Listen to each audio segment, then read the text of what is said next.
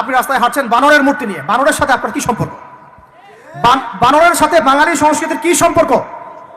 আমরা কি বানর থেকে আসছি? তাহলে বানরের মূর্তি আমি হাঁটে নিয়ে হাঁটবো কেন? একটা প্রজন্মকে আল্লাহ বানর বানিয়ে দিয়েছিলেন, কোরআনে দলিল আছে। আমরা কি সেই প্রজন্ম? তাহলে বানরের মূর্তি নিয়ে রাস্তায় হাঁটবো কেন? কেন আপনি পেঁচার সাথে আপনার কি সম্পর্ক? পেঁচা কি আমার ভাগ্যের প্রতীক? হাত থেকে যদি কিছু পড়ে যায়, আমাদের অনেকে বলে যে একটু বসে যান, অমঙ্গল হতে পারে। চিরুনি পড়ে গেলে বলে যে মেহমান আসতে পারে। বিড়াল সামন দিয়ে চলে গেলে বলে একটু বসে যায়, অমঙ্গল হতে পারে। ইসলাম কি বলছে জানেন? যখনই মনের মধ্যে কোনো কুলক্ষণ আসবে আপনি পড়বেন, যখনই মনের মধ্যে কোনো কুলক্ষণ আসবে আপনি পড়বেন আল্লাহুম্মা লা তায়রা ইল্লা তায়রুক ওয়ালা খায়রা ইল্লা খায়রুক ওয়ালা ইলাহা গায়রুক। মানে আল্লাহ আপনার দেয়া কল্যাণ ছাড়া কোনো কল্যাণ নাই, আপনার দেয়া অকল্যাণ ছাড়া কোনো অকল্যাণও নাই, আপনি ছাড়া কোনো ইলাহ নাই। এই হলো মুসলমানের আকীদা। তো এখানে পেঁচার সাথে আপনার সংস্কৃতি কি সম্পর্ক? পেঁচা অমঙ্গলের লক্ষণ। এগুলো কি শুরু করেছি আমরা? যে কোনো একটা বিষয় নিয়ে যদি আলোচনা করতে চান, আসেন বসেন, আমরা বসি, আলোচনা করি, সমাধানের পথ খুঁজি, প্রতিভাকে মূল্যায়ন করেন।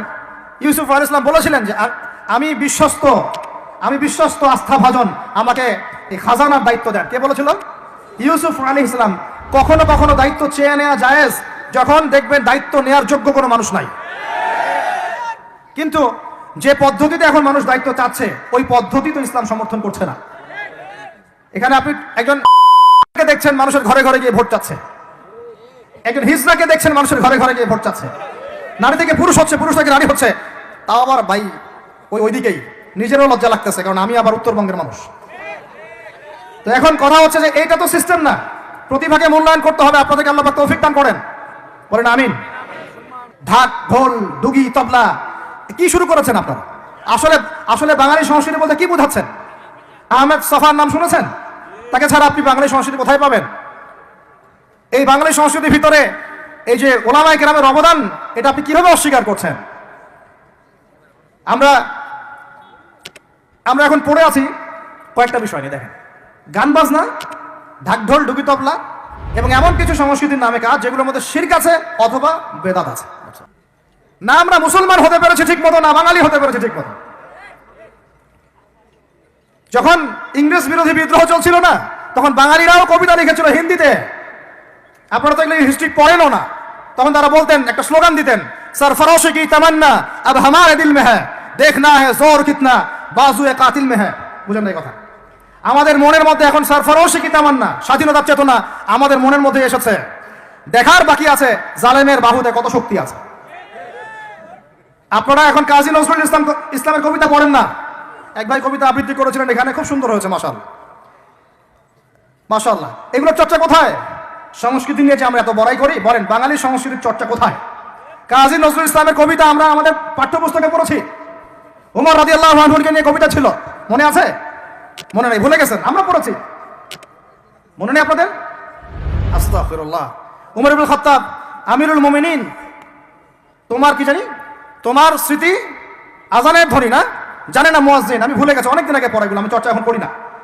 তো মুয়াজ্জিন জানে না যে হে আমিরুল মুমিনিন, তোমার স্মৃতিতেই এই আজান দেওয়া হচ্ছে। মানে আমিরুল মুমিনিনের যে স্বপ্ন, এখান থেকে কিন্তু আজানের ইয়েটা আসছে। আর যায়েদ ইবনে সাবিত রাদিয়াল্লাহু আনহু স্বপ্ন থেকে তিনি হেঁটে যাচ্ছেন, একবার উটের পিঠে ভিত্তকে বসালেন আর ভিত্তকে নামালেন, তিনি উঠলেন, উনি নামলেন, ভিত্তকে উঠালেন, এভাবে পায়ে হেঁটে হেঁটে বাইতুল মুকাদ্দাস পর্যন্ত গেলেন।